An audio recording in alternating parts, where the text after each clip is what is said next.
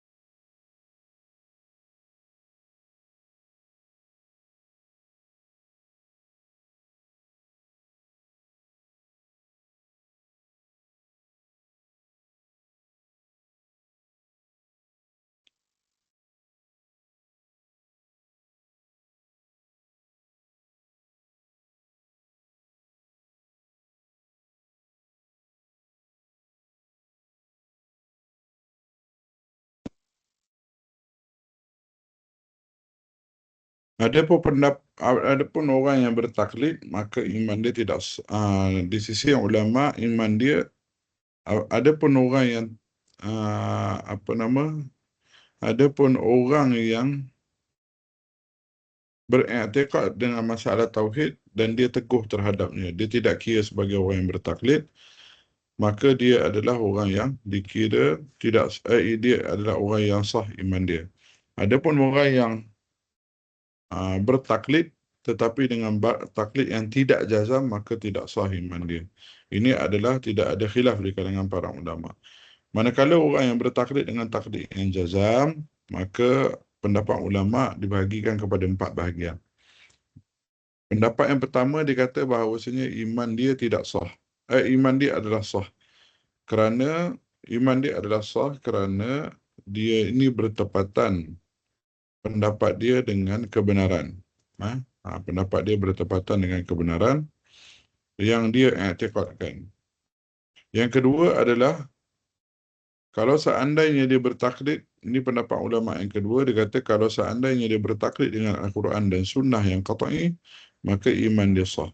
Maksud dia kat sini adalah dia bertaklid dengan Al-Quran dan Sunnah. Bertaklid dengan Al-Quran dan Sunnah. Maksud dia ikut Quran Sunnah. Maka iman dia sah. Li'annahu ittaba'al qawl al-ma'sum. Kerana dia mengikuti pendapat yang maksum. Sebab Quran dan Sunnah ni kan maksum. Maksudnya dia mengikuti Quran dan Sunnah, maka dia maksum. Sunnah qat'iyah lah, bukan sunnah yang zanniyah. Apa maksud qat'iyah, apa maksud zanniyah? Sunnah yang qat'iyah itu dari Quran memang qat'i lah. Maksudnya dari Quran ni dia adalah qat'i dilalah. Dia adalah mengingkari dari qat'i ini kafir hukum dia. Maka tak boleh mengingkari Al-Quran. Adapun sunnah itu dia terbahagi kepada beberapa bahagian. Sebab tu dalam bidang hadis tu kita ada nama dia hadis yang bertaraf mutawatir, hadis yang bertaraf ahad. Adapun hadis yang bertaraf mutawatir, dalil dia adalah sunnah qat'i. Dia adalah dalil yang qat'i. Adapun hadis yang bertaraf ahad, maka dia tidaklah dikira sebagai qat'i dilalah. Okay. Maka mengingkari hadis ahad tidak membawa kepada kekufuran, manakala mengingkari hadis yang mutawatir maka membawa kepada kekufuran. Hadis ni pula yang mutawatir ni tak banyak. Dia sekitar 40 hadis sahaja. Itu pun banyak mutawatir maknawi sahaja, bukan mutawatir lafzi.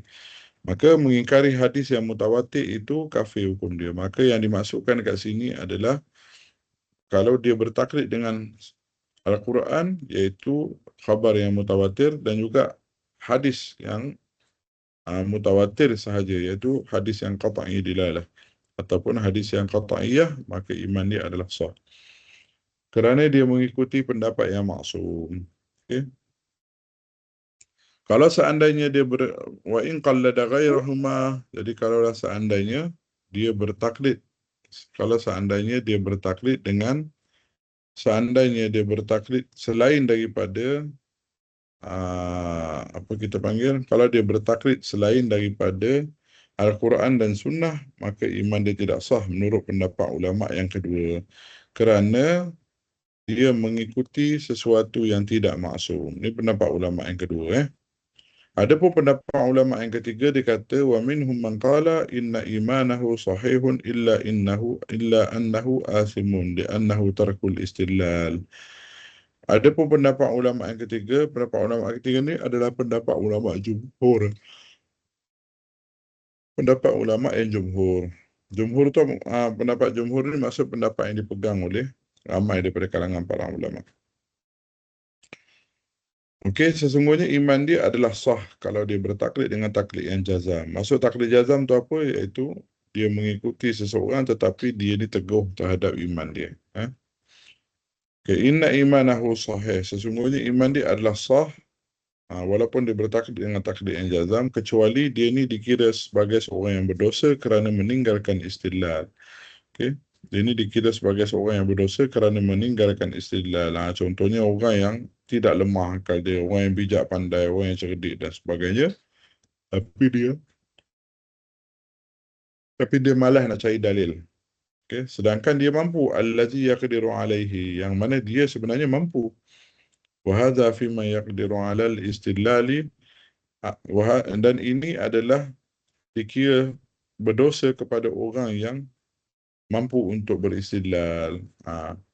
Okay. Sesungguhnya iman dia sah tapi dia berdosa. Berdosa tu bukan kerana dia bertaklid tu, tapi dia berdosa kerana dia meninggalkan istidlal.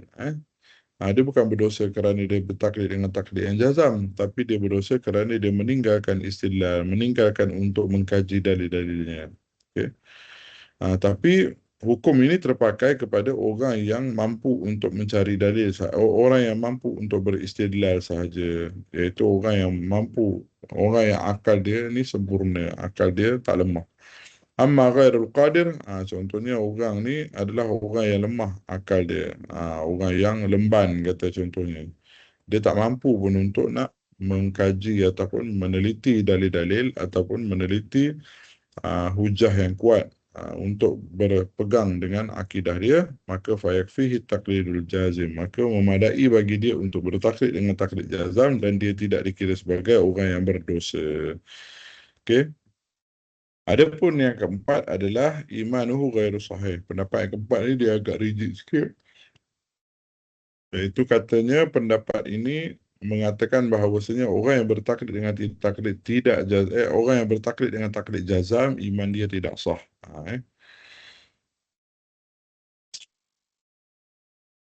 Okey, ini adalah empat pendapat dan pendapat yang jumhur adalah pendapat yang ketiga.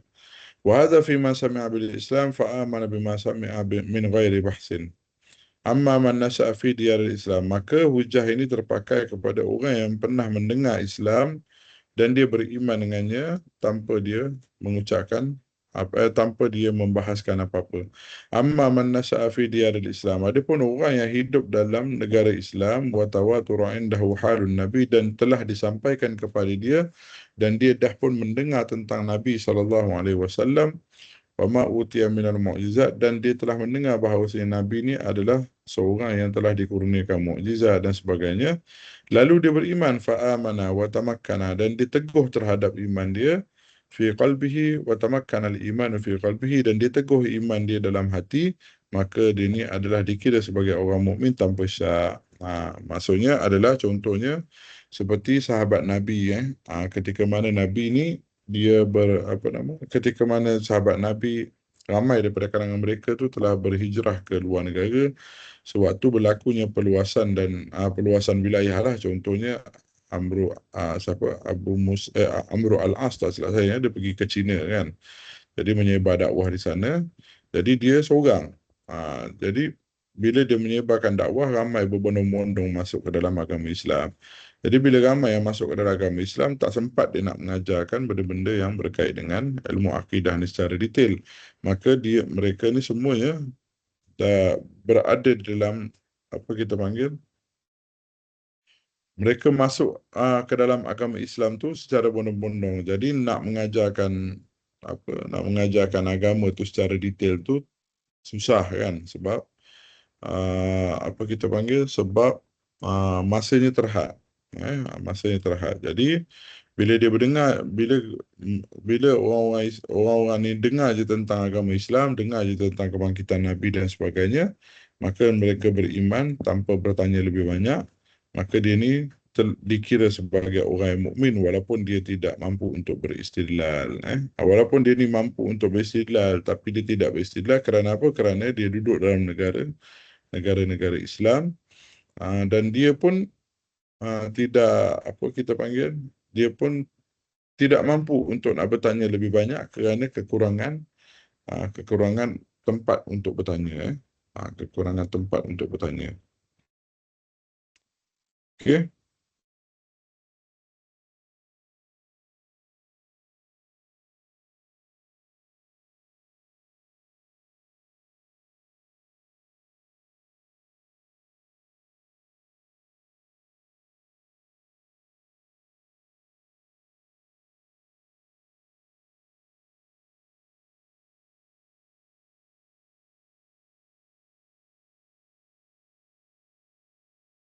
Okey, baik. Ada uh, ومن هذا يتبين لنا الفرق بين الإسلام وبين بعض الديانات التي تحرم البحث في العقيدة مطلقا مهما كان نوع البحث مهما كان نوع البحث. Okey, maka dekat sini inilah yang kita nak jelaskan bahawasanya beza di antara agama Islam dengan agama lain yang mengharamkan perbahasan ataupun mengharamkan banyaknya bertanya dalam persoalan akidah, tak kisah apa jua topiknya. Inilah beza di antara agama Islam dengan agama lain. Kalau kita tengok contohnya seperti agama Kristian lah kan. Bila orang bertanya banyak tentang agama tu, maka dia akan mengharamkan orang bertanya. Contohnya dulu pada zaman Dark Ages, Dark Ages golongan Kristian dan sebagainya kan. Mereka ini adalah golongan yang sebahagian ramai daripada kalangan penduduk-penduduk barat itu adalah daripada kalangan saintis dan sebagainya. Jadi pada zaman Dark Ages itu gereja dah pun menguasai pentadbiran lah. Jadi orang-orang yang menganut agama Kristian, mereka hendaklah taat kepada gereja sahaja tanpa boleh bertanya lebih banyak. Bila mereka tak boleh bertanya lebih banyak, golongan yang bertanya ini akan dihukum.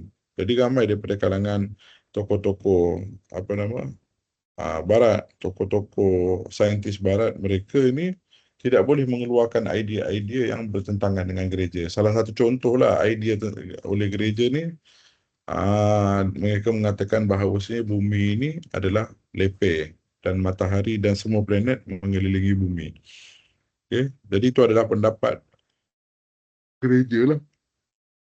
Maka apabila saintis-saintis yang kemudian itu datang, mereka membuat kajian dan sebagainya mengatakan bahawasanya sebenarnya bumi dibentuk di bulat. Maka ramailah daripada kalangan saintis-saintis ini ditangkap dan dibunuh. Sebab bertentangan dengan gereja. Gereja kata mu duduk diam, tak payah keluarkan fatwa yang bertentangan dengan gereja. Jadi itulah masalah dalam agama-agama lain. Sedangkan agama Islam dia tak macam tu. Agama Islam dia lebih menggalakkan manusia untuk berfikir, sebab agama Islam ini adalah agama yang berasaskan kepada kebenaran. Jadi nak bertanya ke apa ke tak ada masalah, sebab dia bukanlah satu masalah bagi agama Islam, sebab agama Islam ni memang menggalakkan umat dia sentiasa berfikir. Tidak seperti agama-agama lain yang tidak menggalakkan manusia untuk berfikir ataupun bertanya. Wa yuridu rijaluddin fiha ay yasdiqahum an-nas fima yaquluna duna munaqashah. Maka agama-agama lain itu mereka nak orang-orang yang masuk ke dalam agama dia tu membenarkan apa yang dibawa oleh mereka tanpa munaqashah, tanpa bertanya lebih banyak. Amma ulama al-muslimin, adapun ulama-ulama Islam, fayahassuna 'ala al-bahthi wa yakhtalifuna fi sihhati iman al-muqallid kama ra'aita. Maka ulama-ulama Islam mereka lebih menggalakkan umat-umat dia sentiasa bertanya. Sentiasa bertanya, sentiasa meraihkan, okey. Dan bahkan ulama-ulama Islam itu sendiri mengharamkan untuk bertaklid, mengharamkan untuk bertaklid dalam persoalan akidah, sebab bertaklid itu tidak akan membuka minda kita, tidak akan dia akan memberi dia akan menyuruh kita seolahnya untuk beriman terhadap apa yang kita tak tahu, sedangkan Islam tak ajar macam tu. Okay. Jadi kamu dapat lihat bahawasanya umat Islam ataupun Islam itu menggalakkan umatnya untuk bertanya tentang apa sahaja perkara yang berkait dengan Islam. Bahkan pada zaman Nabi sendiri pun mereka ini sentiasa digalakkan untuk bertanya tentang apa jua masalah. Okay.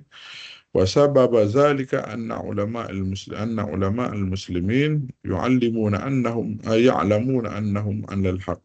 Ini kerana ulama-ulama Islam itu semua tahu bahawasanya mereka ini berada di atas jalan kebenaran. Wa annal mantiqa salim wa aidihim, dan akal mereka yang sempurna itulah yang menguatkannya.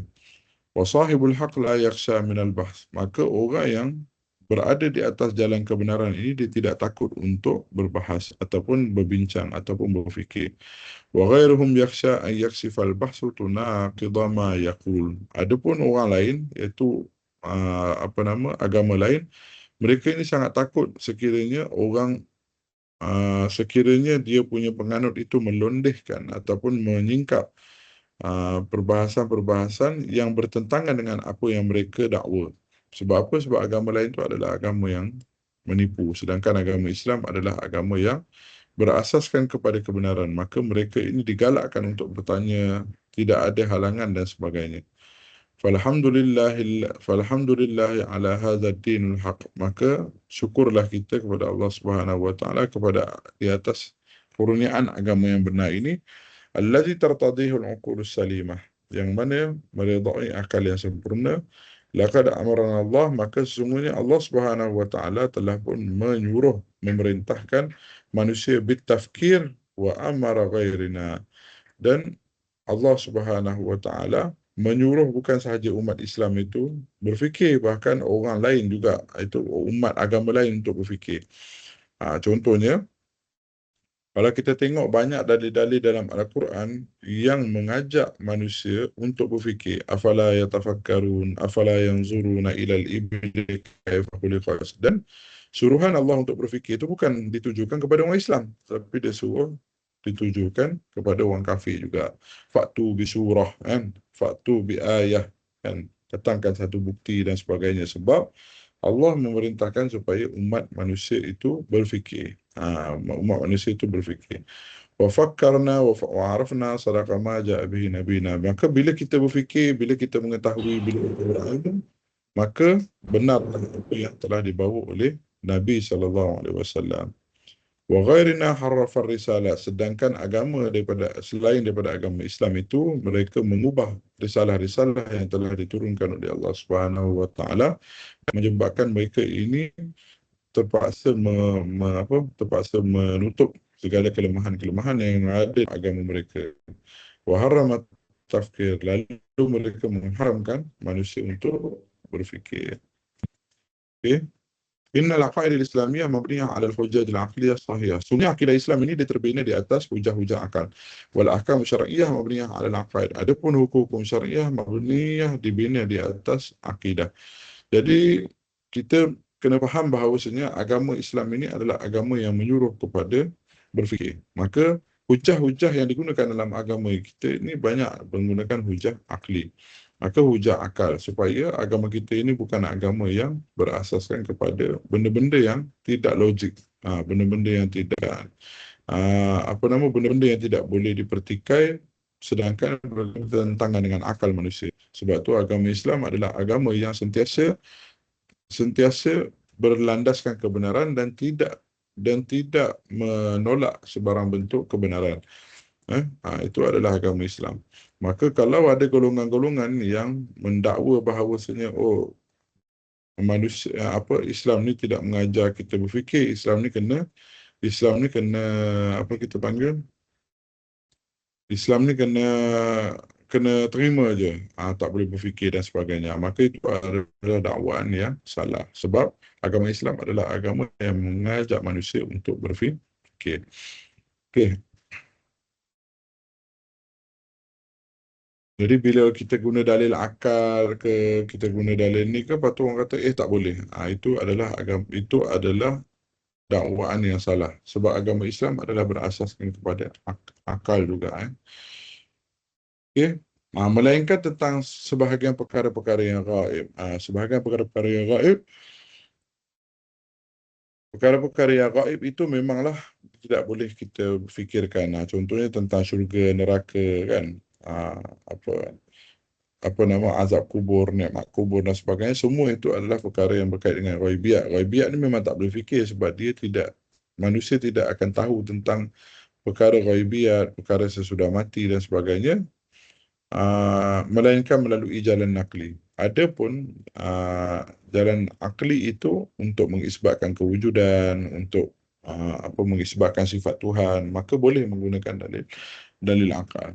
Maka itulah agama Islam. Berbeza dengan agama lain yang menolak kebenaran.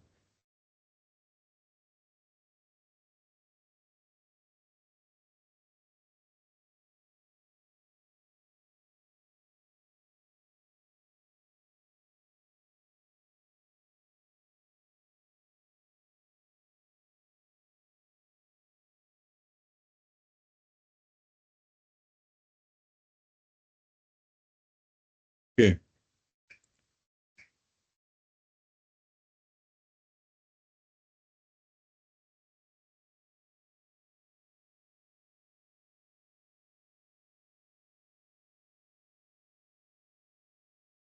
وهذا الخلاف الذي ذكر في صحة إيمان المقلد wa min haitsu najata fil akhirah. Maka ini adalah perbezaan pendapat ulama sahaja dalam masalah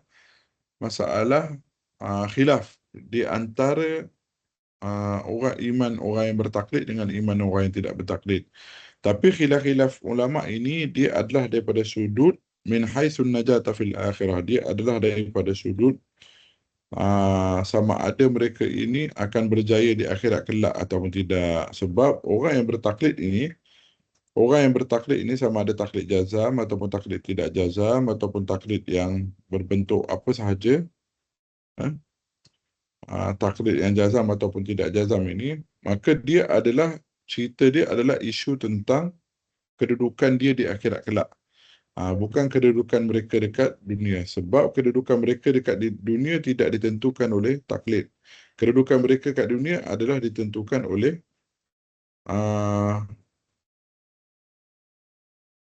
sekejap.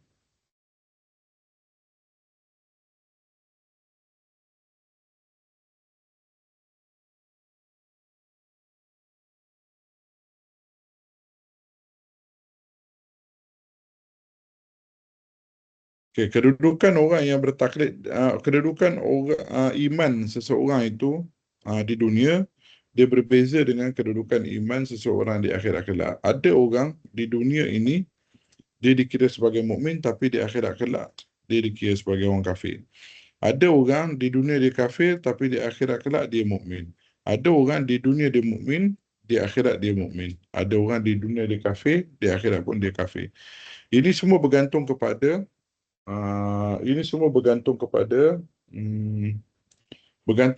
kedudukan iman dia dan pelaksanaan terhadap rukun iman dia tersebut. Rukun iman bukan yang 6 tu, pelaksanaan terhadap sama ada dia bertasdik ataupun dia berikrar, ataupun sama ada dia bertasdik ataupun dia berikrar ataupun dia beramal soleh. Jadi ini kita akan bincangkan dalam bab iman nanti, dalam bab iman nanti. Sekarang ni dia bagi hint dulu tentang kedudukan iman bagi orang yang bertaklid itu adalah dia adalah isu kejayaan mereka di akhirat kelak, bukan di dunia. Sebab apa? Sebab di akhirat kelak dia bergantung kepada iman seseorang itu, iman sama ada mereka itu bertaklid atau tidak. Adapun hukum mereka di dunia, amal ahkam dunyawiyah fayakfi fiha zahir. Adapun hukum mereka di dunia, apa maksud hukum di dunia? Iaitu untuk dijalankan hukum sebagai mukmin di dunia. Contohnya adalah seseorang itu dia adalah orang yang melafazkan syahadah. Maka bila dia lafaz syahadah, tak kisahlah dia ni orang munafik sekalipun, maka hukum dia sebagai hukum dia di dunia, di atas dunia adalah mukmin. Sebab mereka ini selagi mana dia telah melafazkan syahadah, selagi mana dia ni adalah orang yang mengakui sebagai mukmin, selagi mana dia ni adalah bertakrir ataupun berikrar dengan keimanan terhadap Nabi SAW dan juga beriman terhadap agama Islam, maka mereka ini dikira sebagai mukmin. Apa maksud dikira sebagai mukmin di dunia? Mukmin di dunia adalah mereka ini boleh dihukum sebagai mukmin di dunia adalah mereka ini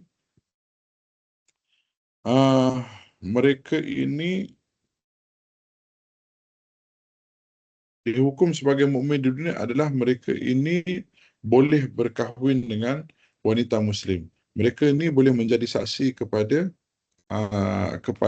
menjadi salah seorang daripada 4 saksi kepada orang mukmin, ataupun 2 orang saksi kepada orang mukmin. Contohnya ada orang berzina, nak tuduh berzina contohnya, maka dia jadi 4 saksi, maka saksi dia diterima. Ataupun kalau dia jadi imam, kita boleh semayang di belakang dia. Sebab apa? Walaupun dia ni adalah orang yang munafik,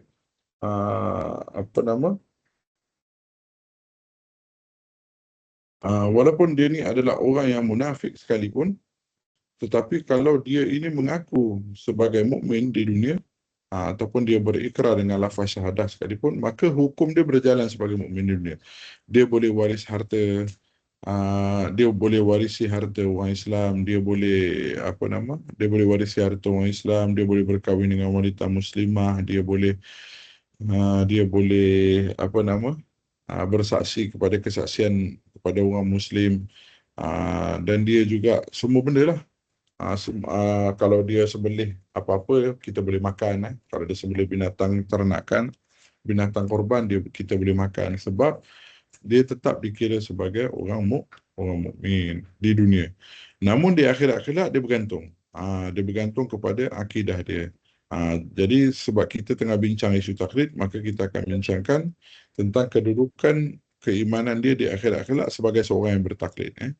Seorang yang bertaklid ini kedudukan dia di akhirat kelak berbeza. Berbeza mengikut kepada pendapat-pendapat ulama tadi. Jadi kalau kita berpegang bahawasanya pendapat yang jumhur mengatakan akidah dia sahih, cuma dia berdosa saja, maka gitulah. Okey. Fa kullu ma wulida min abawaini muslimain aw kana ahada abawaihi musliman yahkumu lahu bi annahu muslim. Maka setiap orang yang mana dia dilahirkan dalam kedua ibu bapa dia muslim, ataupun salah satu daripada kedua ibu bapa dia itu adalah muslim, maka dia dihukumkan sebagai muslim. Contohnya macam satu keluarga tu bapa dia muslim, mak dia muslim, maka anak dia tu yang lahir itu dikira sebagai muslim. Ataupun bapa dia adalah Kristian, contohnya bapa dia adalah muslim, mak dia adalah Kristian, maka tetap dihukumkan sebagai anak itu muslim, kecuali bila anak tu dah balik, bila dia dah balik dan sebagainya, maka dia sendiri yang memilih jalan untuk masuk ke dalam agama maknya. Maka itu dikira sebagai dia ni dah kafir lah. Okay. Adapun daripada sudut anak itu sendiri, kalaulah dia lahir sebelum dia balik itu, sebelum dia memilih agama dia itu, dia tetap dikira sebagai seorang muslim. Okay, seorang muslim. Okay. Wa kadza man kana kafiran wa nutqu bisyahadatain wa lam yasdur minhu ma yunaqidul Islam. Begitu juga dengan seorang lelaki, seorang manusia yang kafir, lalu dia melafazkan syahadah, walam yasduru minhu, dan tidak keluar daripada diri dia itu apa yang bertentangan dengan Islam. Seperti contohnya kasujudul lissanam, contohnya dia tak ada keluar daripada dia bersujud kepada berhala ke, Mimma yu'badu min dunillah, untuk dengan tujuan untuk beribadah kepada selain daripada Allah Subhanahu wa taala, maka dia tetap dikira sebagai orang yang muslim, orang yang muslim. Wa dalilu ke dalil ini berdasarkan kepada firman Allah, wa la taqulu liman alqa ilaikumus salama lasta mu'mina. Maka tak boleh kita katakan seseorang itu yang telah melafazkan mengucapkan salam itu, engkau ni bukan mukmin, kau kafir. Tak boleh. Kita tak boleh kata orang ini adalah kafir. Okay. Sebenarnya ayat Quran ini dia diturunkan kepada seorang sahabat Nabi. Peristiwa tentang asbabun nuzul ayat Quran wala taqulu liman alqa ilaikumus salam lasta mu'mina ni, dia ada peristiwa yang berlaku ketika mana seorang peristiwa ini berlaku ketika mana perang, ketika mana perang Ahzab kalau tak salah saya. Ketika mana peperangan tersebut, kaum muslimin berada di tempat yang akan memenangi peperangan.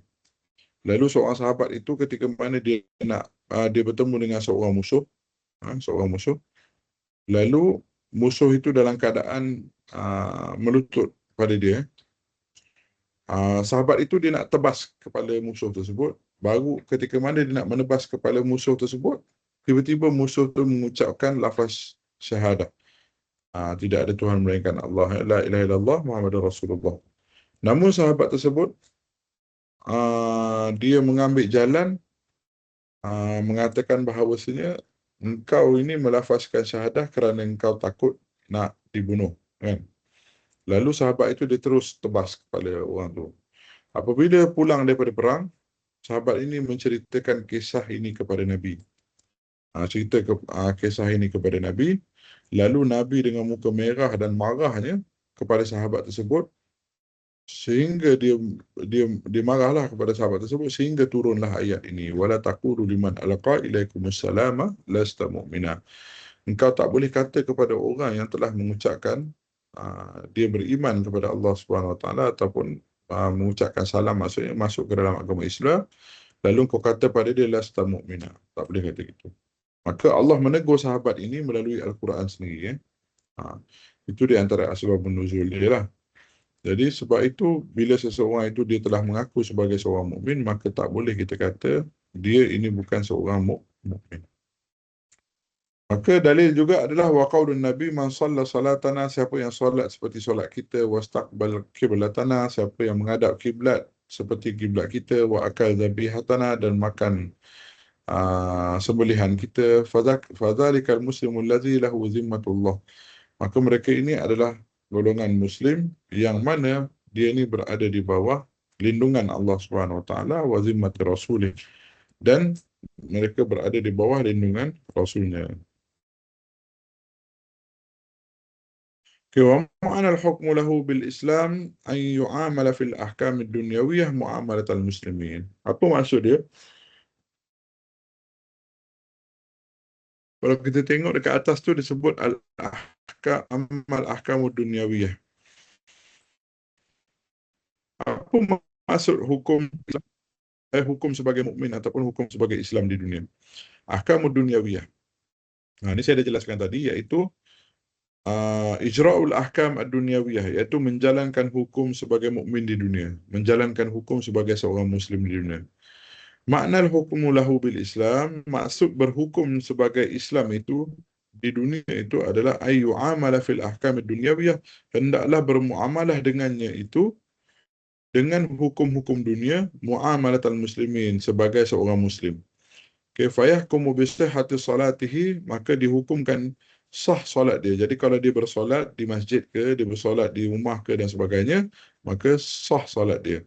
Wa siyamihi, kalau dia berpuasa, maka sah puasa dia. Wa yarithu min aqaribihil muslim, maka dia boleh mewarisi harta daripada kaum muslimin. Contohnya bapa dia adalah orang muslim, maka anak tu boleh waris harta bapa dia. Sebab orang kafir dia tak boleh waris harta pada orang mukmin.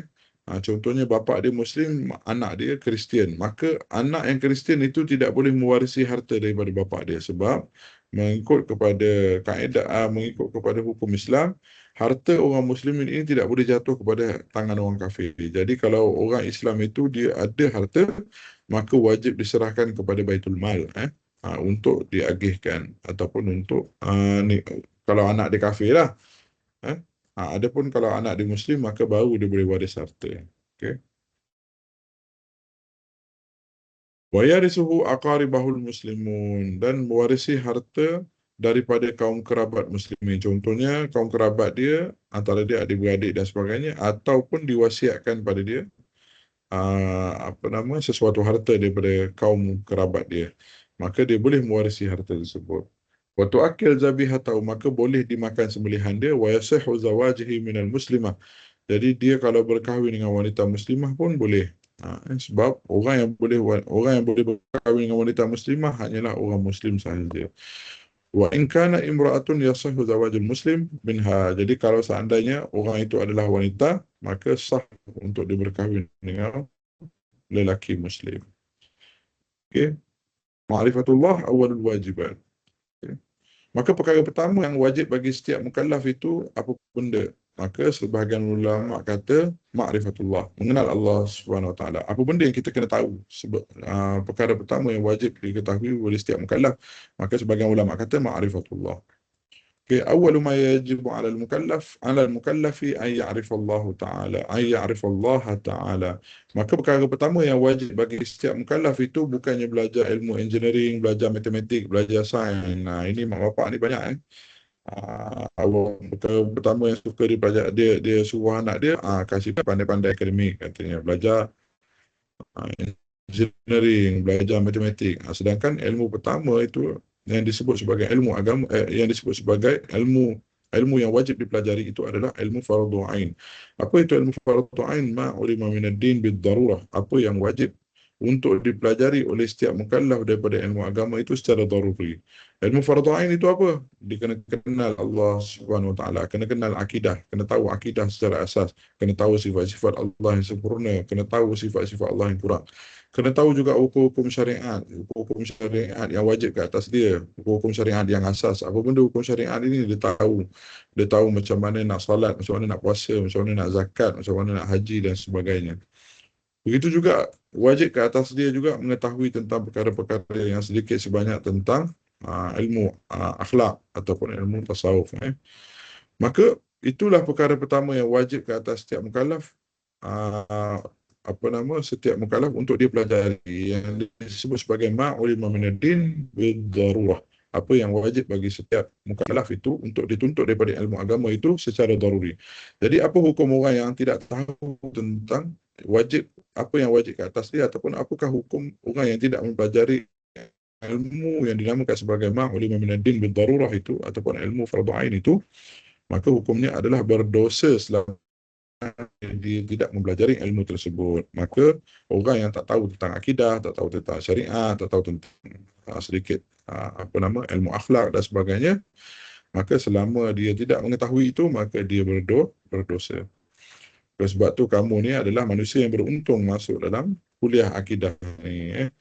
Maka awwalu ma yajibu 'alal mukallaf an ya'rif Allah Ta'ala. Maka perkara pertama yang wajib bagi setiap mukallaf itu sebelum dia belajar benda-benda lain itu adalah mesti mengenal Allah. Apa maksud mengenal Allah itu? Ay ya'rif sifatahu azza wa jalla, iaitu mengetahui tentang sifat-sifat Allah. Fa ya'rifu annahu mawjudun. Maka mesti wajib untuk dia tahu bahawasanya Allah Subhanahu wa taala itu adalah Tuhan yang wujud. Wa annahu alladhi khalaqa hadzal kaunu bima fihi, iaitu dia mengetahui bahawasanya Allah lah yang mencipta segala apa yang ada di atas muka bumi ini. Segala kejadian-kejadian yang ada di atas muka bumi ini semua Allah cipta belaka. Walaulahu, kalau tidaklah kerana Allah Subhanahu wa taala azza wa jalla, ma wujida syai'in, maka sesungguhnya pasti tidak akan terwujudnya segala sesuatu. Maka kita tahu Tuhan ini adalah Maha Pencipta bagi segala sesuatu. Wa ya'rifu annahu wahidun la syarikalah, dan wajib juga untuk setiap mukallaf itu mengetahui mengetahui bahawasanya tidak ada Tuhan melainkan Allah, dan dia adalah Tuhan yang esa, Maha Esa, dan tidak ada sekutu bagi dia. Wa annahu muttasifun bi kulli sifatil kamal, dan dia bersifat dengan segala sifat-sifat kesempurnaan, allati taliqu bihi, iaitu yang layak bagi dia. Wa munazzahun an kulli sifatin naqsul lati iaitu dan dia maha suci, dia adalah daripada segala sifat-sifat kekurangan, la taliq bihi, yang mana tidak layak bagi dia.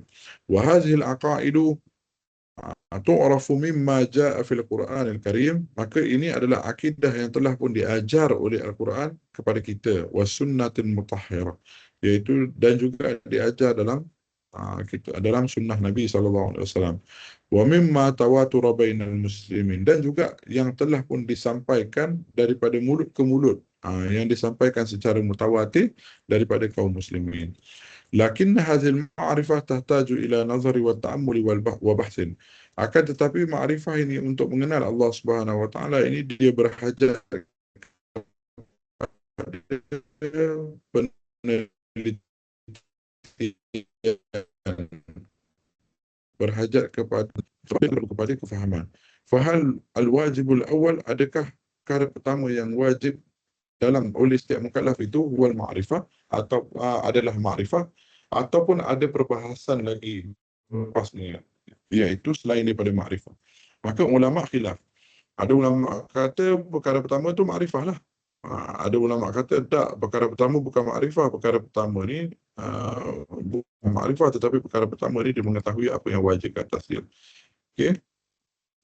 Maka ulama khilaf, wa huwa khilafun nazari, sedangkan khilaf ni hanyalah khilaf nazari sahaja. Sekejap Halo, Assalamualaikum.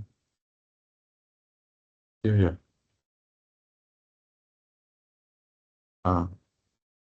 Ah, boleh, boleh. Boleh. Ah, boleh, boleh. Okey. Okey. Salam.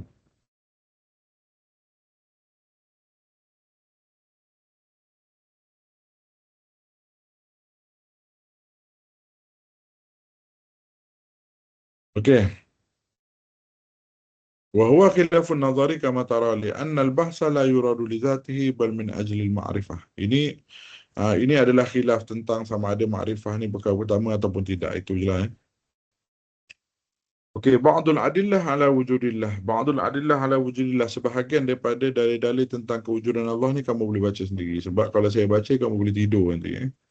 Jadi kamu bacalah sendiri apa nama tentang dalil-dalil kewujudan Allah Subhanahu wa taala. Maka Tok Syekh kita ni dia bagi dalil-dalil tentang kewujudan Allah ini adalah dalil-dalil yang kauni lah. Dalil yang nak cerita.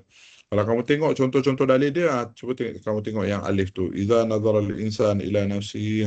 Kamu tengok dalam diri kamu, yajidu anna jismahu yahtawi, semuanya jisim-jisim dia itu mengandungi ala adadin haidin minal ajhizah lam yastati'ul atibba. Maka diri kita ini ada unsur-unsur, ada benda-benda yang banyak sangat, benda apa urat nadi dan sebagainya yang banyak sangat yang tidak mampu dihuraikan oleh doktor-doktor yang terkini ilal yaum, sehingga hari ini, yuhitu biha ilman, yang meliputi sempurna ilmu mereka, wa ay ya'rifu wa ay yu'rafu kulla wadhaifiha, dan tak semua organ-organ kita ini, apa nama, para doktor ini boleh dapat dapat tahu tentang fungsi dia. Contohnya adalah seperti kita punya appendix kan. Appendix ni sampai sekarang doktor tak tahu apa fungsi sebenar dia. Sebab tu kadang-kadang orang kalau dah kalau dah operate dia suruh buang appendix lah dan sebagainya. Kadimag wal asab wal qalb wal dam wal kabad wal kalah, ni semua ni lah. Maksudnya semua benda ini adalah benda yang masih lagi menjadi rahsia Tuhan, rahsia Allah Subhanahu Wa Taala. Maka tak semua benda ini diketahui oleh para doktor yang terkini. Wa kullu adwin yaqumu bi wazifatin bidiqqatin mutanahiyah. Ni kamu bacalah sendiri ya. Kamu boleh buka kepada terjemahan buku ataupun kamu boleh guna Google Gemini sahaja. Okey.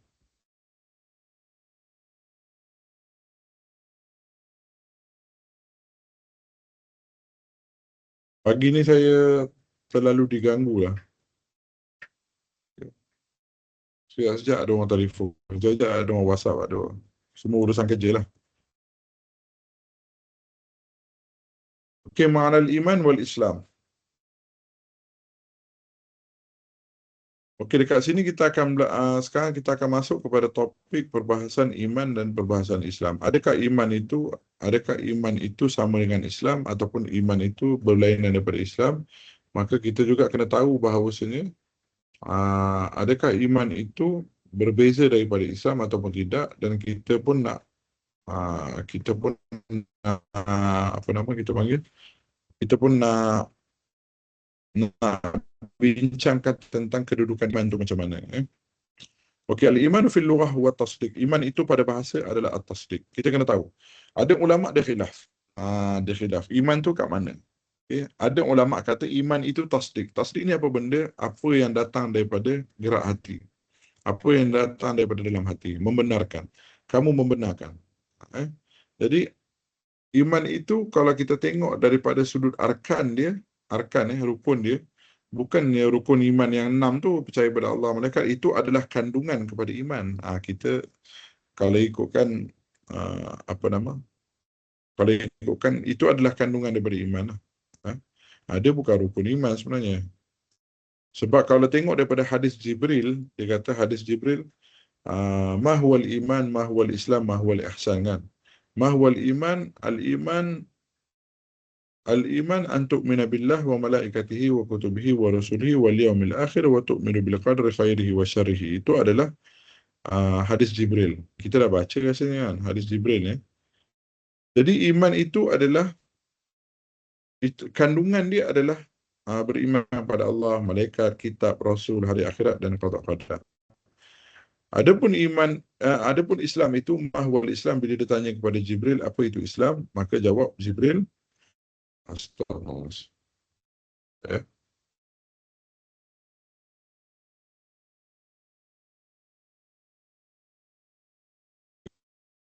Bila ditanya tentang Islam, mahwal Islam, maka jawab Jibril adalah antashhadu an la ilaha illallah wa anna Muhammadar Rasulullah wa iqamis salah wa ita'iz zakah wa tuhajjal bait wa tasum Ramadan.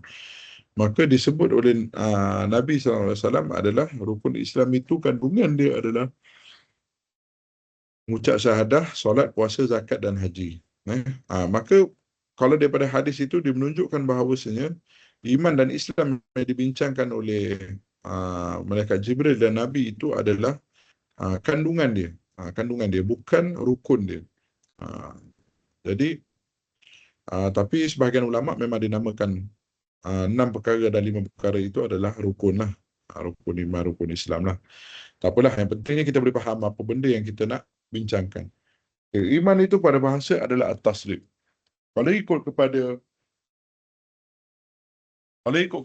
istilahnya, kalau ikut kepada kedudukannya, at-tasdiq ini adalah merupakan rukun daripada iman. Rukun tu maksud dia adalah apa yang perlu ada pada iman tu. Yang pertamanya at-tasdiq, yang keduanya iqrar, yang ketiganya adalah amal. Maka sebahagian ulama, mereka khilaf. Ada ulama kata iman itu tasdik sahaja. Ada ulama kata iman itu adalah iqrar. Ada ulama kata iman itu adalah amal. Kan? Maka ada ulama kata iman itu mesti tasdik dan iqrar. Ada ulama kata ada ulama kata iman itu tasdik sahaja. Ada ulama kata iman itu tasdik dan iqrar. Ada ulama kata iman itu tasdik, iqrar dan amal.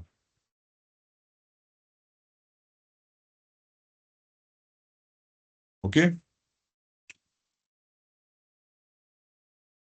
Maka khilaf ini adalah khilaful lafzi sahaja. Nanti kita akan bincangkan dia punya khilaf-khilaf ni. Okay, kita baca dulu. Al-iman fil lughah wa tasdiq. Iman ini pada bahasa adalah at-tasdiq, iaitu membenarkan. Membenarkan apa? Dia adalah fi'il hati, iaitu fi'lul qalb, iaitu dia adalah sesuatu perbuatan dalam hati.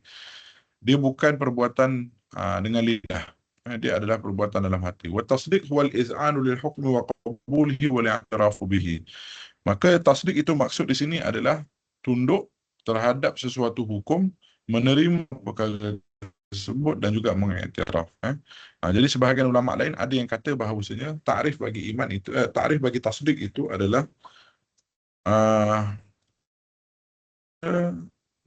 at-tasdik itu adalah bila kita kata asyhadu, aku bersaksi. Apa benda maksud aku bersaksi itu?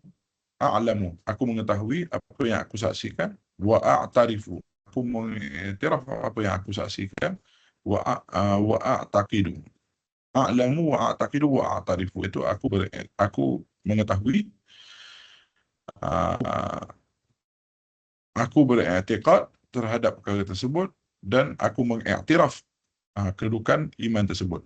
Jadi kalau sampai sesuatu perkara, contohnya bila kita kata bahawa kita adalah seorang yang beriman, maka bila Nabi kata dia pergi Isra' dan Mi'raj, maka secara pantasnya kita akan mengiktiraf perkara tersebut, ataupun kita bertasdik kepada perkara tersebut. Kita beriman mengetahui perkara tersebut, dan kita mengiktikadkan perkara tersebut terhadap sesuatu hukum yang turun daripada Allah Subhanahu Wa Taala. Jadi sebab itu kedudukan iman ini penting. Kedudukan tasdik ini sangat penting. Sebab tasdik inilah yang menentukan kedudukan iman kita di akhirat kelak. Jadi orang yang tidak bertasdik, contohnya Nabi kata aku pergi Isra', lalu dia merasa ragu terhadap kebenaran dakwaan Nabi, maka kafir hukum dia. Sebab dia tidak boleh meragukan walau satu pun perkara yang datang daripada Nabi SAW. Sebab itu adalah kunci kepada keimanan. Jadi apabila sebab itu Nabi ini dipelihara oleh Allah Subhanahu Wa Taala, disebut sebagai maksum. Jadi sebab itu wajibnya wajibnya wajibnya wajibnya mengiktiraf kedudukan, wajibnya mengiktiraf terhadap apa sahaja yang datang daripada Nabi SAW. Wajibnya mengiktiraf apa sahaja yang datang daripada agama Islam. Jadi kalau tidak mengiktiraf, maka hukum dia kafir. Okey. Contohnya kita katakan bahawasanya Allah memerintahkan solat.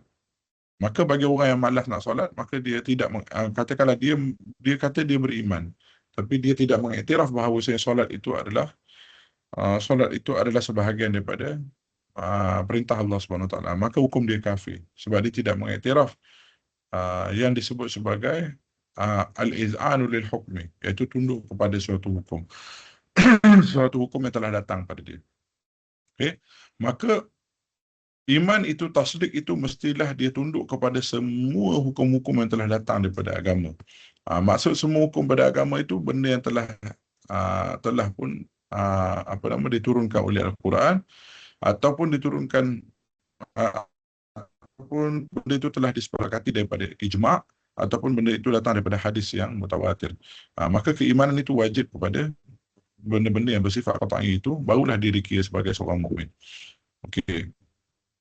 Jadi daripada sudut bahasa, iman itu sendiri adalah tasdik. Tasdik. Iman itu apa? Tasdik. Ini daripada sudut bahasa. Okay, tasdik, maksud tasdik itu adalah tunduk kepada suatu hukum, menerimanya dan juga mengiktirafnya. Fal imanu ma'khudhu minal amni, iman itu diambil daripada lafaz al-amnu, keamanan. Allazi huwa dhiddil khawf, iaitu lawan kepada ketakutan.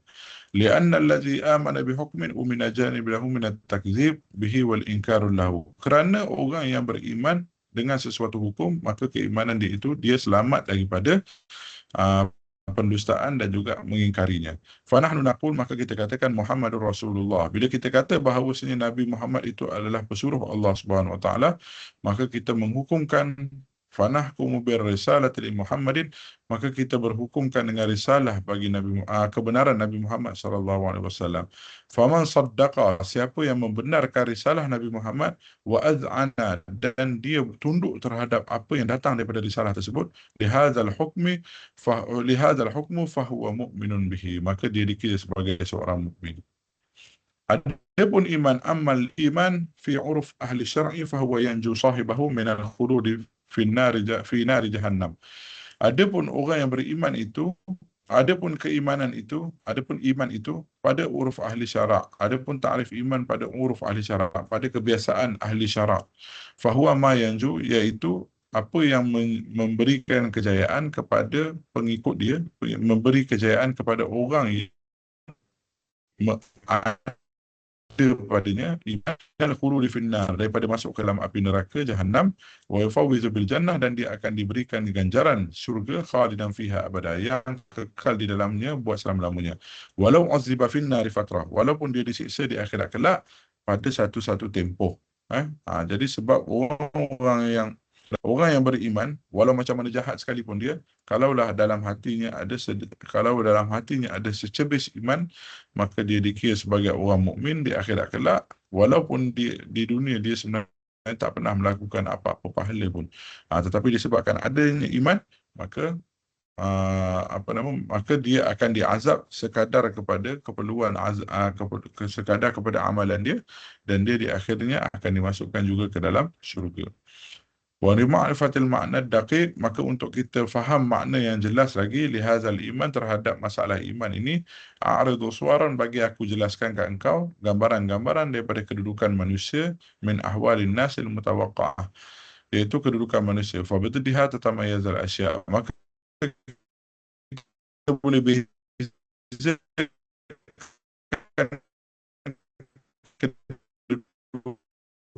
kedudukan. Sekejap, 5 minit, saya nak pergi toilet kejap.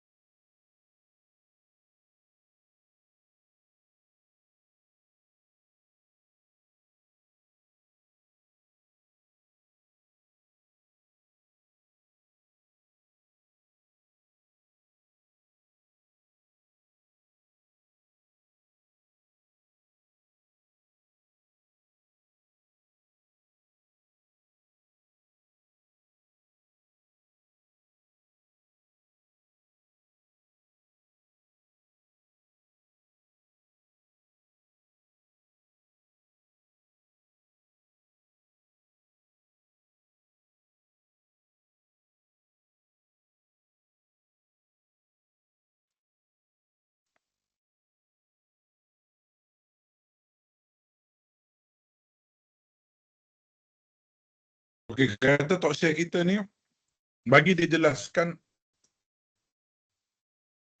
apa beza kedudukan, apa maksud iman itu dengan lebih detail, supaya dia dapat faham, supaya kita boleh faham apa yang dimaksudkan dengan iman tersebut.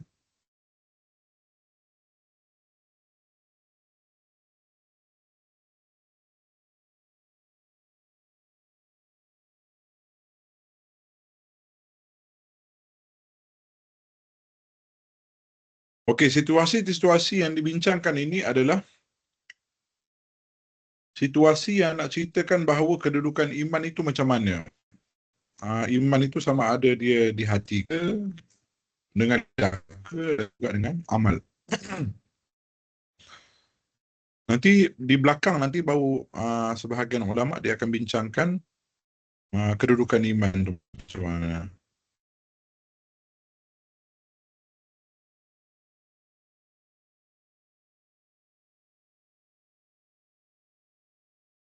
Okey, situasi yang pertama adalah al-kafir idza qala asyhadu an la ilaha illallah wa asyhadu anna muhammadar rasulullah.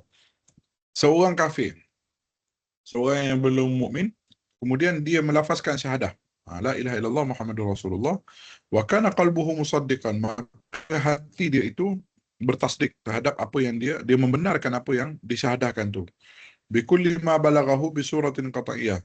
Dia membenarkan terhadap segala apa yang disampaikan kepada dia daripada jalan qat'i. Bikulli ma balaghahu bi suratin qat'iyah. Maksudnya apa sahaja yang datang pada dia, contohnya dia dah lafaz syahadah, kemudian dia kata kemudian dia tahu bahawa agama Islam itu perintahkan dia solat, maka dia membenarkan betul agama Islam ni perintah aku solat, maka aku kena buatlah. Iaitu apa yang disampaikan kepada dia itu benarkan apa yang disampaikan melalui jalan qat'i itu, yang datang daripada Nabi Muhammad, anna Muhammadan ja'a bihi, yang mana perkara tersebut adalah datang daripada Nabi SAW.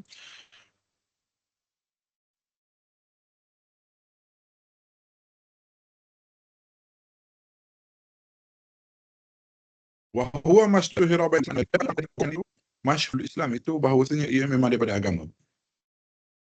Okey. Contoh ni mudah je. Apa maksud ayat ini, wa huwa mastuhira baina ahli Islam annahu minad din. Contohnya seorang kafir tu dia masuk Islam, tiba-tiba datang kepada dia perintah kewajipan solat. Perintah kewajipan solat. Dia tahu bahawasanya Nabi ini perintahkan semua umat Islam itu solat. Sebab datang daripada Nabi kan. Dan perkara tersebut telah masyhur datangnya daripada telah masyhur di kalangan umat Islam bahawasanya memang perkara itu adalah sebahagian daripada agama. Maka dia membenarkan perkara tersebut, maka dia dikira sebagai orang mukmin. Okay. Jadi kalau nak bezakan dengan orang lain pula adalah, contohnya adalah jadi orang kafir, kemudian dia masuk Islam, kemudian dia tahu bahawasanya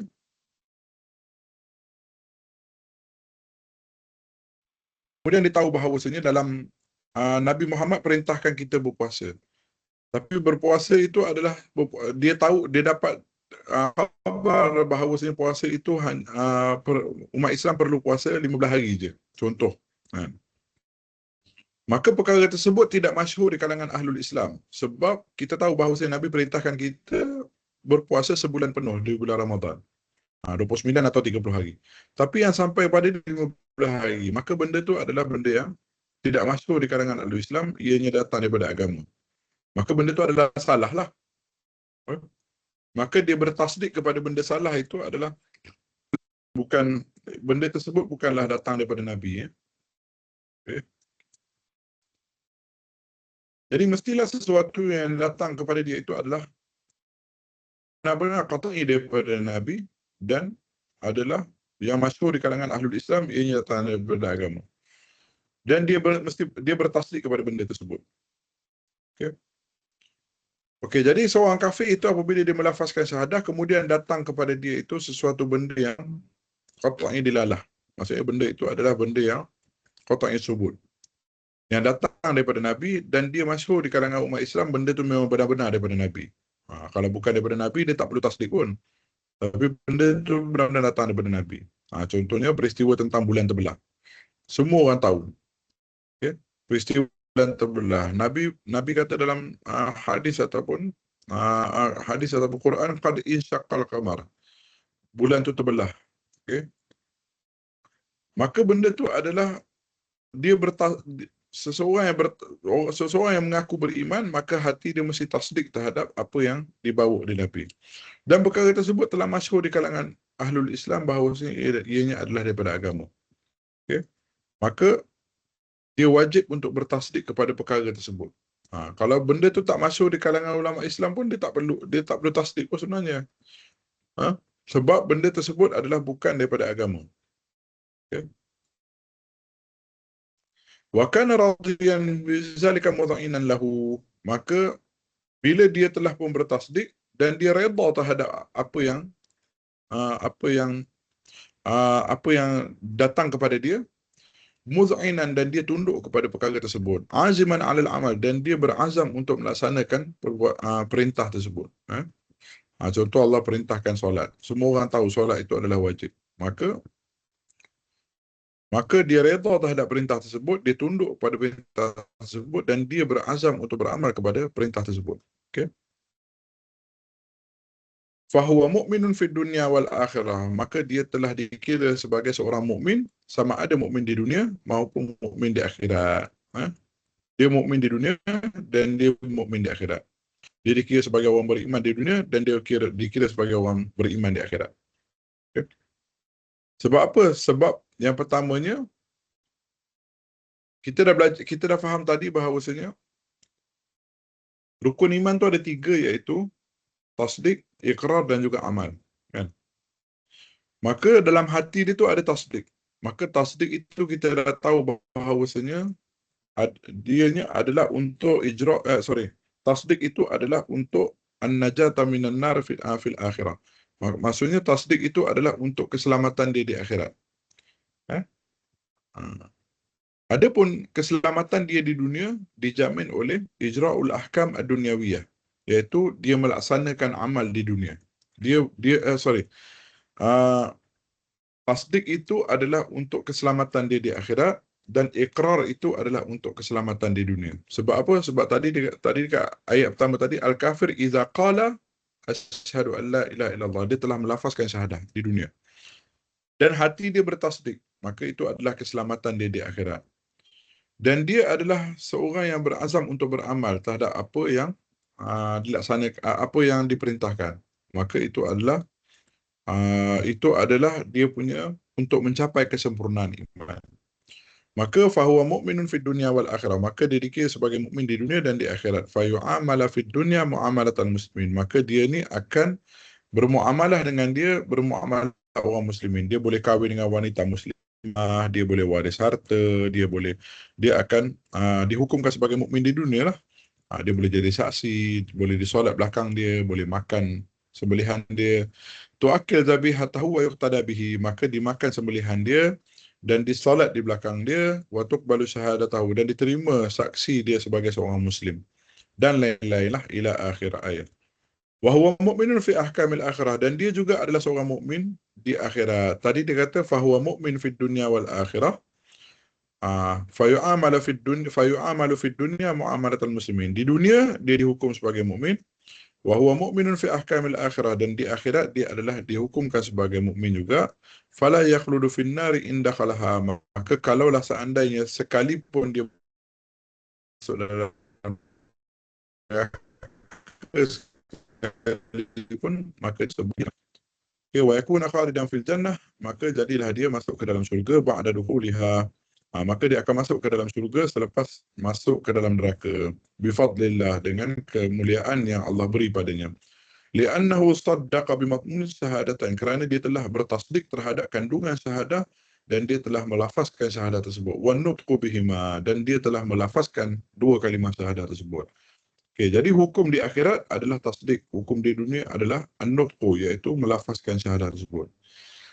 Okey, contoh situasi kedua adalah misluhu man hukima bi islamihi taba'an li abawayhi. Begitu juga dihukumkan sebagai muslim seseorang itu kerana mengikuti kedua ibu bapanya. Contoh macam kamu daripada kecil memang lahir daripada kedua ibu bapa yang mukmin ataupun muslim, au ahadihima, ataupun salah seorang daripadanya adalah muslim, wa kana musaddiqan, walaupun dia ikut agama ibu bapa, walaupun kamu ikut agama ibu bapa, tetapi kamu tetap juga bertasdik dalam hati dan kamu redha terhadap agama yang agama yang kamu anuti, ja'a bihin nabi, dan kamu redha terhadap agama yang telah dibawa oleh Nabi Muhammad, maka kamu dikira sebagai seorang mukmin juga. Okey.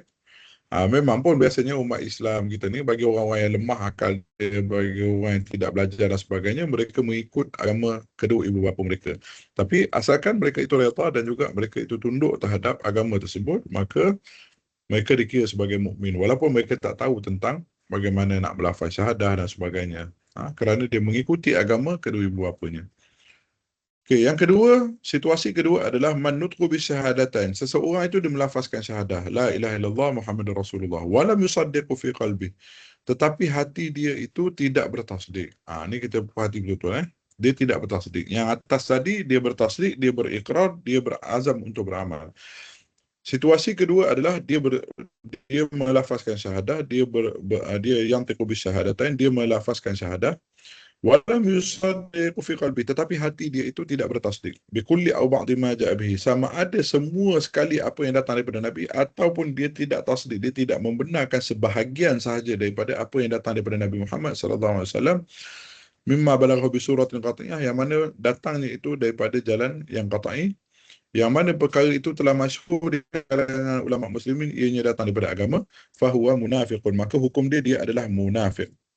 Dia adalah munafik. Sebab apa munafik? Sebab dia melafazkan syahadah, maka dia lafaz syahadah, maka orang ingat dia Muslim. Tetapi dalam hati dia tu adalah penuh dengan kebencian dan sebagainya.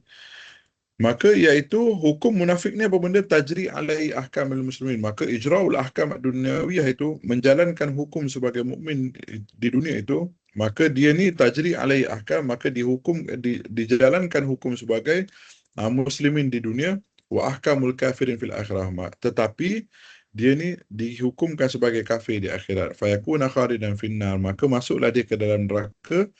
Qad harramallahu 'alaihi jannah, dan Allah telah mengharamkan syurga buatnya, buat selama-lamanya. Qala Allah Ta'ala, innal munafiqina fid darkil asfali minan nar. Sungguhnya orang munafik itu dia berada di neraka yang paling dalam. Okey?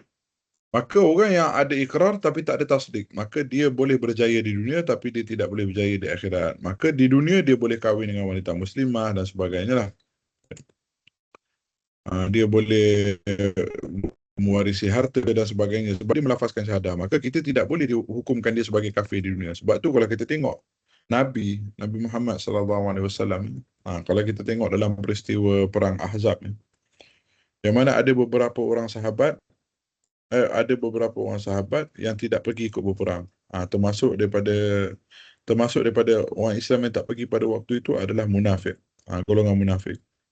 Tapi golongan munafik ini dia mencari alasan kepada Nabi dan Nabi membenarkan sahaja. Nabi tahu dia munafik, tapi Nabi tidak menghukumkan dia. Tidak hukumkan dia sebagai orang kafir. Manakala sahabat yang mengaku, dia dipulau pula oleh Allah Subhanahu Wa Taala selama 50 hari. Saya tak ingat nama sahabat tu. Jadi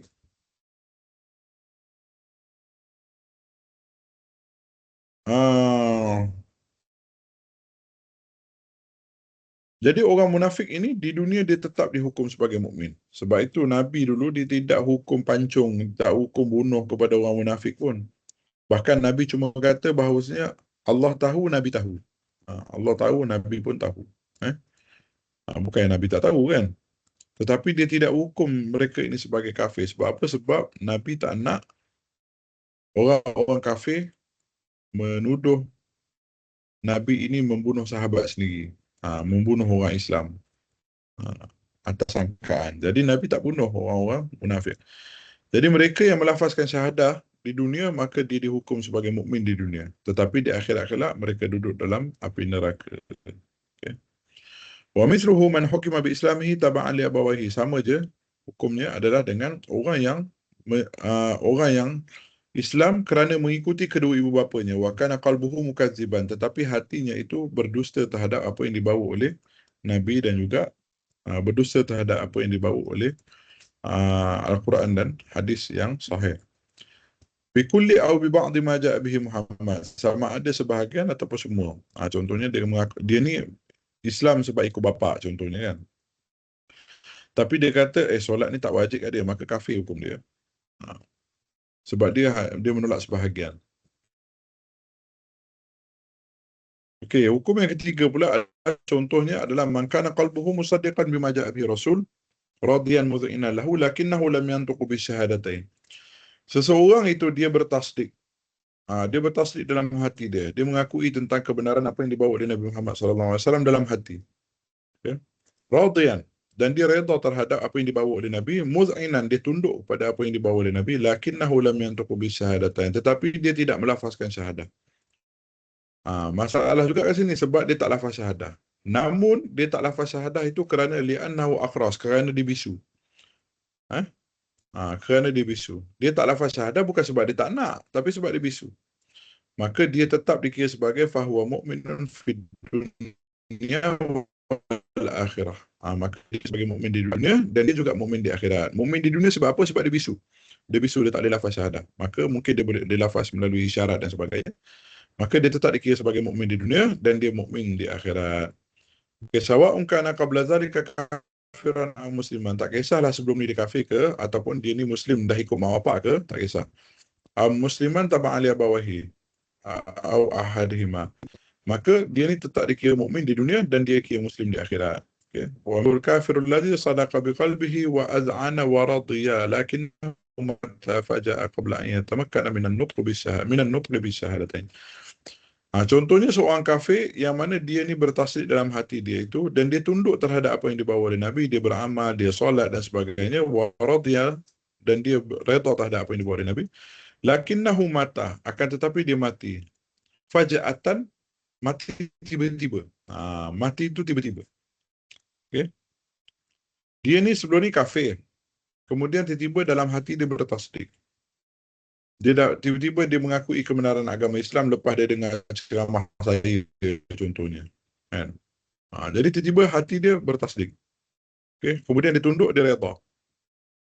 Tetapi masalahnya dia nak masuk Islam. Kita kan pejabat agama ni kan payah sikit. Nak masuk Islam kena tunggu esok pagi. Dia nak masuk Islam malam ni. Tapi tak boleh. Tapi tak sempat lagi pejabat agama, dia dah mati fajatan. Tiba-tiba dia mati. Kan? Tak sempat nak lafaz syahadah. Contohlah, ni contoh je, bukan benda betul pun. Contoh. Okay, hati dia dah bertasdik terhadap kebenaran agama.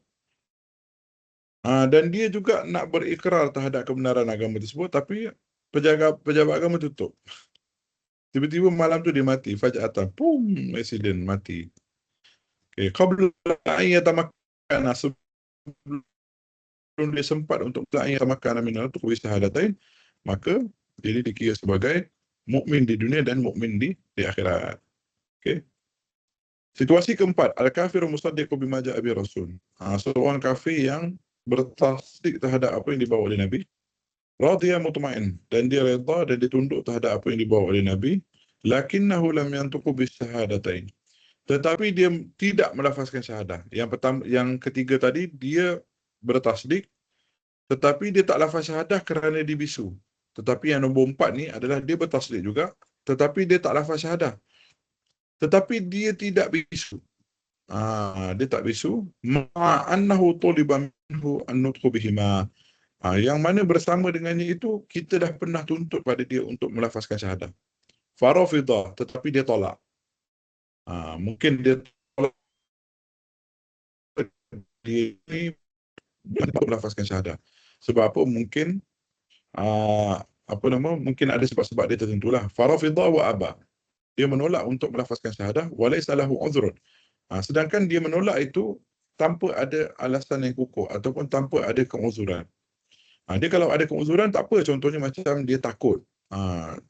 Contoh macam ada kawan saya dulu seorang dekat dekat tempat saya mengaji dulu. Dia memang orang yang bertasdik tetapi dia tidak melafazkan syahadah kerana takut. Takut kerana apa? Sebab mak bapak dia memang ugut dia bunuh. Jadi dia tidak melafazkan syahadah. Dia tidak melafazkan syahadah kerana takut. Tetapi yang ini dia menolak dan walaysa lahu uzrun. Dia tidak ada keuzuran. Dia bukan kerana takut. Wa fi hadza, tidak ada keuzuran untuk melafazkan syahadah. Min khaufin wa nahwihi, sama ada keuzuran itu daripada sudut takut. Contohnya takut dibunuh dan sebagainya. Fahuwa kafir fi dunia wal akhirah. Maka dia dikira sebagai kafir di dunia dan di akhirat. Sebab apa? Sebab tak ada alasan pun untuk dia tidak melafazkan syahadah. Walaupun dia bertasdik, tetapi dia tidak melafazkan syahadah kerana enggan. Farafidah, dia enggan. Wa aba. Maka dia enggan lafaz syahadah. Walaupun dia ada tasdik, maka dia tetap kafir. Sebab apa? Sebab dia tidak ada keuzuran dan sebenarnya dia tu tidak beriman dengan sebenar-benar keimanan. Okay, dan yang kelima, baqi al-kafir, iaitu contohnya seorang yang kafir dan dia bertasdik terhadap lakinnahu lam yantiqu bi syahadatain ma'a qudratihi, tetapi dia tidak melafazkan syahadah sedangkan dia mampu. Ala zalika falaysa bihi kharsun, tetapi dia tidak bisu. Wala khaufun, tetapi dia juga tidak ada ketakutan. Dia tidak ada ketakutan. Yang ketiga tadi sebab bisu. Yang keempat tadi dia tak lafaz sebab dia tak nak lafaz. Yang kelima pula dia tidak bisu, dia tidak takut untuk melafazkan, tetapi masalah dia satu je, walam yutlabu minhu an nutqu bi syahadatain. Dia tidak pernah dituntut untuk melafazkan syahadah. Contohnya ada orang duduk dekat igloo dekat atas Gunung Everest. Berpuluh tahun lah dia dengan family dia duduk atas tu seorang-seorang je kan. Lepas tu satu hari dia dengar tentang kebenaran yang dibawa oleh agama Nabi Muhammad. Lalu dalam hati dia tu bertasdik. Cuma masalahnya dia tidak ada pernah seorang pun datang kat dia untuk melafazkan syahadah. Jadi bila dia dah bertasdik tetapi dia tidak pernah dituntut untuk syahadah. Fahadha hukmuhu fid dunya hukmul kafirin. Maka dia ni dihukumkan di dunia sebagai hukum orang kafir. Maka dia tak boleh jadi saksi, dia tak boleh waris harta orang Islam, dia tak boleh dia tak boleh berkahwin dengan wanita muslimah dan sebagainya. Wala tajri alaihi ahkamul muslimin, dan dia tidak dihukumkan sebagai mukmin di dunia sahaja. Lianna syarata ijra'iha, kerana syarat untuk menjalankan hukum sebagai mukmin di dunia ala man kana kafiran, terhadap orang kafir itu adalah an-nutqu bisyahadatain, iaitu untuk melafazkan syahadah. Lakinna hal huwa mu'minun fa ahkamil akhirah, akan tetapi adakah dia ini dihukumkan sebagai mukmin di akhirat kelak? Fayanju minal khuludi finnar wa yafawwizu bil jannah, dan dia akan berjaya daripada api neraka dan masuk ke dalam syurga. Maka masalah ini dia adalah ada beberapa pandangan lah. Okay, dia tidak memberi kesan amal. Wal masalah kama tara nazariyah la yatarattabu 'alaiha asarun amali. Dia tak bagi kesan amal pun. Masalah yang kau tengok ni. Cuma fama yudrina bi hali hadza wa amsilah, maka apa yang kita nak daripada masalah ni, kita nak cerita dulu pendapat ulama. Lakinna la budda lana min zikri aqwalil ulama fihi. Tidak kita kena cerita juga pendapat ulama terhadap masalah golongan ini. Dia ni bertasdik dalam hati tetapi dia tidak dituntut untuk melafazkan syahadah. Okey. Qad ikhtalafa ulama fi hukmihi, maka ulama khilaf terhadap situasi golongan ini. Golongan ulama yang pertama dikata bahawa mukmin najin indallah. Dia ni adalah mukmin di sisi Allah Subhanahu wa taala. Maka di akhirat kelak dia akan masuk syurga lah. Li'anna al-iman huwa tasdiq, kerana iman di sisi mereka ini adalah at-tasdiq. Okay? Kerana di sisi ahli sunnah, iman itu hanya tasdik, bukan ikrar. Jadi bila dia dah ada tasdik dalam hati, dan dia tidak enggan untuk melafaz syahadah, ataupun dia tidak bisu untuk melafaz syahadah, tetapi dia tak pernah dituntut untuk lafaz syahadah, dia nak lafaz syahadah pun tak reti. Okay? Sedangkan dia telah pun membenarkan apa yang dibawa oleh Nabi. Wa hadza musaddiqun bima ja'a bihi Muhammad. Maka dia telah bertasdik terhadap apa yang datang daripada Nabi Muhammad. Wa amma nutqu bi syahadatain, adapun melafazkan syahadah fahuwa syaratun li ijra'il ahkamil islamiyah ad-dunyawiyah. Kerana melafazkan syahadah itu cumalah syarat untuk menjalankan hukum sebagai mukmin di dunia sahaja. Wa hujjatu haula, maka golongan ulama yang pertama ni berhujjah apa? Firman Allah. Ulaika kataba fi qulubihimul iman. Firman Allah ini menunjukkan bahawasanya iman itu kedudukannya di hati. Ulaika kataba fi qulubihimul iman. Mereka ini telah ditulis oleh Allah dalam hati mereka itu keimanan. Ini wajah dilalah dalam ayat ini menunjukkan bahawasanya kedudukan iman. Wa wajhu dilalah anna Allah Ta'ala ja'ala al-qalba mawdi'al iman. Maka wajah dilalahnya adalah Allah Subhanahu wa taala menjadikan hati itu sebagai tempat iman. Maka hati dia wahadza qalbuhu, maka hati orang ni dah pun bertasdik dengan keimanan, maka dia telah dikira sebagai orang mukmin. Begitu juga dengan hadis Nabi yang telah yang mengatakan bahawasanya Ya muqallibal qulub tsabbit qalbi ala dinik. Maka wajah di dalamnya adalah Rasulullah sendiri dah jelaskan bahawasanya kedudukan hati itu adalah dalam kedudukan iman itu duduknya dalam hati. Sebab Nabi minta pada Allah Subhanahu Wa Taala untuk untuk sabitkan agama itu melalui hati dia. Okay? Sa'alallahu ta'ala tasbital iman fil qalb. Maka Nabi meminta kepada Allah Subhanahu Wa Taala untuk mensabitkan iman dalam hati. Fadalla ala anna al-qalba makanul iman. Maka ini menunjukkan bahawasanya hati itu adalah tempat iman wa alaihi al-mu'awwal. Amma al-amal salih wa minha an nutqu bi syahadatin fa hiya syaratun kamalil iman. Adapun beramal saleh di antaranya adalah melafazkan syahadah, itu sebahagian daripada amal saleh, maka dia adalah merupakan syarat kepada kesempurnaan iman. Maka wujah yang ketiga adalah ya ayyuhallazina amanu kutiba alaikumusiyam. Wajah dilalah bagi ayat ini adalah, ayat ini terjemahannya adalah wahai orang beriman telah dituliskan ke atas kamu berpuasa. Maka wajah dilalahnya adalah anna Allah Ta'ala khatabal mu'minin. Allah Subhanahu wa Ta'ala berkhitab kepada orang mukmin dengan nama iman qabla an yafruḍa alaihimul amalus salih. Iaitu Allah telah memberi khitab keimanan kepada orang mukmin sebelum Allah memfardukan bagi dia amal soleh. Kan dalam lafaz ayat tersebut kata ya ayyuhallazina amanu. Wahai orang-orang yang beriman. Allah telah pun mengatakan kepada orang mukmin, wahai orang-orang yang beriman. Maksudnya orang tu dah mukmin dulu, dah beriman dulu sebelum beramal soleh. Kutiba alaikumusiyam. Telah dituliskan ke atas kamu berpuasa, telah diwajibkan ke atas kamu puasa. Maka wajib ke atas kamu berpuasa. Kewajipan berpuasa itu datang selepas kamu telah pun beriman. Sebelum beriman tak boleh berpuasa. Okay. Okay. Maka contoh-contoh ayat ini wa mislu hadzal ayah fi kitabillah ta'ala katsir. Contoh ayat ini banyak dalam ayat Quran. Fadalla ala anna al-iman syai'un wal 'amalus salih syai'un akhar. Maka ini menunjukkan bahawasanya iman itu adalah satu benda dan amal soleh itu adalah satu benda yang berbeza daripada iman. Maka iman itu duduknya dekat tasdik sahaja. Begitu juga dengan nombor 4, hujahnya adalah innal ladzina amanu wa 'amilus solihat. Ayat ini menunjukkan bahawasanya orang yang beriman dengan orang yang beramal soleh dua benda yang berbeza. Okey. Fa'atafa al-'amalu salih 'ala al-iman. Sebab Allah guna lafaz amanu wa 'amilus solihat. Amanu itu adalah wahai orang yang sungguhnya orang yang beriman, dan digunakan waw. Waw itu adalah waw ataf, menunjukkan perbezaan. Ja'a Umar wa Zaid. Contohnya datang Zaid dan juga Umar. Maka Zaid dengan Umar itu adalah orang yang berbeza. Orang tak kata Ja'a Umar wa Abu Hafsin, tak ada. Sebab Umar dengan Abu Hafs itu dua orang yang sama.